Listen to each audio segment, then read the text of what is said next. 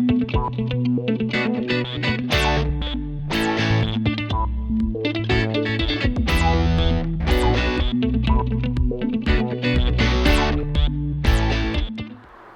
Eric Gibaud, Gibaud.com, and today I am in front of Photo in Metz. They do open doors, it's called, for a few days, and I'm at OM System France, and here, thanks to Karine and Laurent, they lent me the 90mm macro. I'd actually I spoke about it when it came out, but I had never had it in my hand so far. So today I'm going to test it, make some pictures with it, and I will tell you my opinion, my conclusion. So let's start. I've got just a few hours to test it, so obviously I'm not going to waste time recording my explanation here. I'm going to spend my time on testing the lens, okay, and then once in Tenerife I will record my conclusion. So this is why you'll see a change in the situation, okay. So we're going to have a look at the lens. As all pro lenses on OM System, you get the sunshade, okay, included. Then you have a clutch. The clutch is what for? This is autofocus, I go manual focus, and here there is a distance scale. So that's really good in my opinion, especially in macro, to know exactly where you placed if you want to manually focus. And here you have three switches. One is for the autofocus, to know how far you want it to be hunting or focusing, really macro, or from 25 to half meter, 25 centimeter to half meter, on from 1/4 of a meter, 25 centimeters to infinity. This way you don't have the autofocus searching at infinity if you want to have it searching close, okay, so that's the idea. And then here you have the stabilization. This lens is stabilized. It can combine with the stabilization of the OM1. And here you have on or off, you want to activate it, okay. And here, as on all pro lenses in OM System and Olympus before, you have a function button you can set as you want and assignate some any feature or whatever you can assignate here, okay. So really nice build, really solid, really nice, typical pro lens by OM System. Fantastic. Whoa, big change in my plans. I thought I would record the second part in Tenerife, but actually I'm here in France, in Fontenay-le-Comte, in my parents' house. This is the garden behind me, because I changed the order of my videos, so this way timing is a bit different. And it's raining, it's horrible, it's really cold. It's in August, that's horrible, honestly, okay. Nothing to do with the really heat wave we had in Metz when I was in Photo, and you saw the first part, or when I went back to Tenerife, it was already also really hot, and I actually recorded there the 150 to 400mm by OM System. I'll leave you the link here. So now I'm going to give a few specs, because I already made a video when this lens came out, although I did not test it yet. So I'll leave you the link here, but I'm going to give you my impression, what I think, what it could, if it's good, if it's recommended lens or not. So I'm going to be as honest, as objective as possible, okay. I want to say thank you to Thomas by Thomas App. He has a YouTube channel, mainly film YouTube channel, film photography I speak, and he made some making of while I was testing this lens. So thank you very much to him. So let's carry on. So some specs. I remind you, it's for Micro Four Thirds. It means for OM System, Olympus, or also Lumix by Panasonic. It is a macro time to ratio, okay. Very often the best macro lenses are 1:1, and ideally if you want to get more than 1:1, to have twice, you need to have extension tube or other miracle, optical miracle you need to do, okay. In this case you get native time 2, so that's fantastic. But if you need more, this lens is compatible with OM System multiplier. You have the MC14 and the MC20, so you can go up to 4 times. So this is a massive magnification, really incredible for extreme macro. The filter size is 62mm.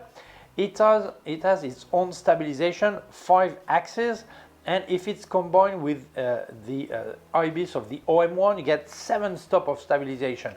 But 1 second, if you use a Lumix camera and you were planning to use this lens on your Lumix camera, then you will have to choose or the stabilization of the lens or the stabilization of your camera body. You cannot combine them with when you change brand, okay?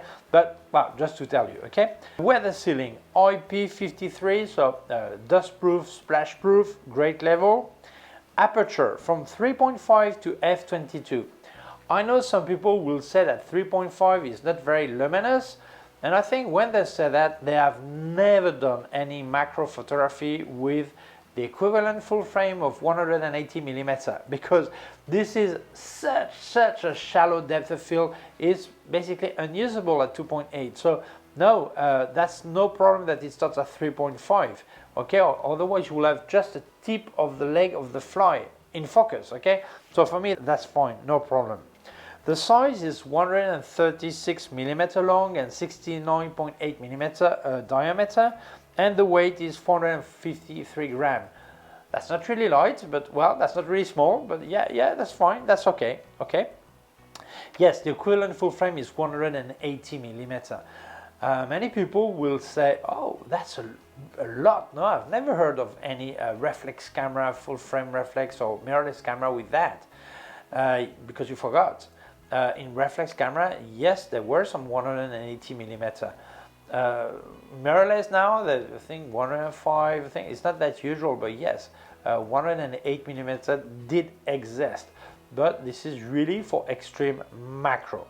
If we speak about the optics, 18 elements in 13 groups, and the minimum focusing distance is 22.4 centimeters, which is nothing if you take into account that you count from the sensor, not from the front lens. Okay, so yeah, that's really not much. About about 7 centimeters more than, or 10, 9 centimeters in front of your front lens. You're already that close. Okay, so really close focus. Okay, so I show you some pictures, and I'm going to give you my conclusion if I think it's good, worth it, and all this. Okay, so let's carry on. So my conclusion, well, actually there are two conclusions. One is the technical side of the lens, the quality, and the one is the use of this lens. Okay, well, if we speak about quality, the build quality is exceptional, it's fantastic. Okay, really in the line of pro lenses by OM System and Olympus, great lens. Okay, if we speak about optical quality, it is also great quality, nothing to complain about. Okay, so if this was your worry, I can confirm, great lens, no problem. But now let's speak about the use of this lens. Many people think that if you can do more, you can also do less. So if I get 180mm or a time to magnification, I can do anything. That's not exactly the way that works. Okay, you must understand that 180mm on full frame, 90mm micro four third is really long for making a picture of something that's really close. Okay, so it's really sensitive to any movement. So if you move this way, that's fine. The stabilization is exceptional, great, no problem. The problem happens when you actually move forward, backward, because no stabilization will solve this. If you move like this, when the subject is at 2 meters, that forgives you. But when it's at 10 centimeters from your lens, then you're out of focus, in focus, out of focus, in focus, out of focus, in focus, and the misses are so high. I missed many pictures.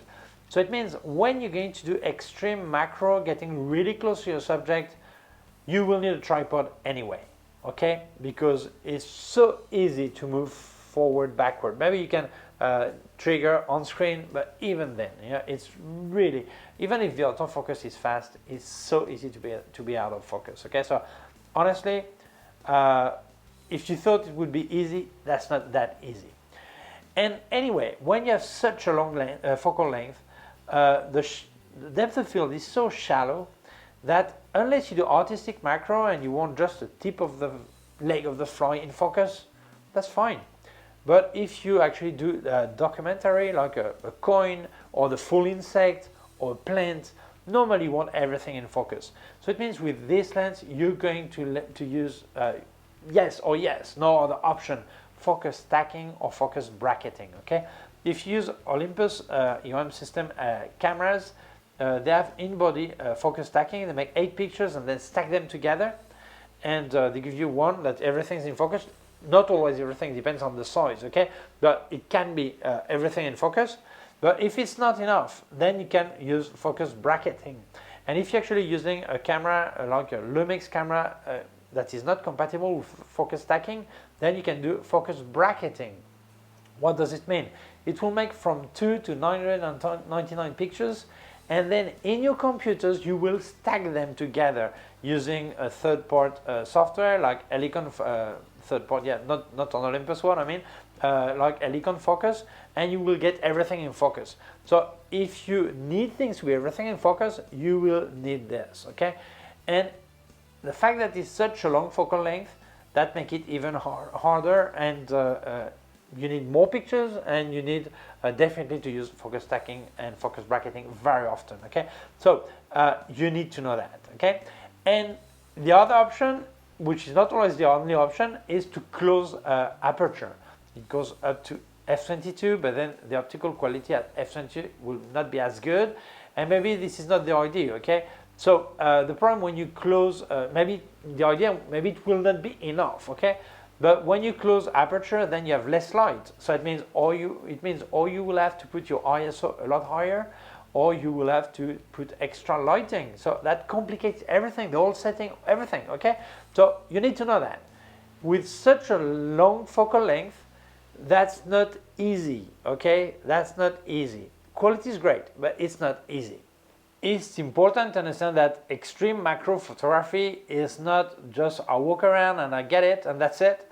Extreme macro photography is organization, stabilization of the subject, of the camera, of everything, lighting, everything, okay? So this is a fantastic tool, great tool, okay? But it's not a miracle. You still need to organize yourself. It's not like just, yeah, I've got this lens and everything is easy. No, you still have to do a lot of things, okay? That's not because of the lens, that's because of macro photography, and that's it, okay?